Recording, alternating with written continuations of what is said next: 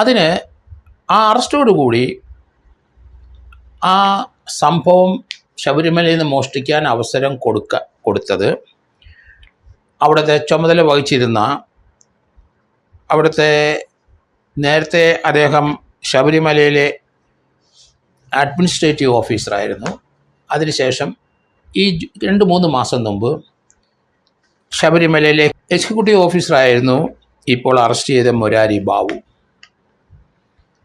മുരാരി ബാബുവിനെ അറസ്റ്റ് ചെയ്തു കഴിഞ്ഞ ദിവസം റിമാൻഡ് ചെയ്തു 14 ദിവസത്തേക്ക്. ഇനി മുരാരി ബാബുവിനെ കസ്റ്റഡി കിട്ടണം. മുരാരി ബാബുവിനെയും അതേസമയത്ത് പ്രതിയായ ഉണ്ണികൃഷ്ണൻ പോറ്റിയെയും ഒന്നിച്ചിരുന്ന് ചോദ്യം ചെയ്തിട്ട് വേണം അടുത്ത നടപടിയിലേക്ക് പോകാൻ. മുരാരി ബാബുവിനെ ജുഡീഷ്യൽ കസ്റ്റഡി വിട്ടെങ്കിലും പോലീസ് പ്രൊഡക്ഷൻ വാറന്റിന് അപേക്ഷിച്ചു. കോടതി കൊണ്ടുവന്ന ശേഷം അടുത്ത ദിവസം തന്നെ തിങ്കളാഴ്ചയോ ചൊവ്വാഴ്ചയോ മുരാരി ബാബുവിനെ പോലീസ് കസ്റ്റഡി വിട്ടുകൊടുക്കും എന്നാണ് കരുതുന്നത്.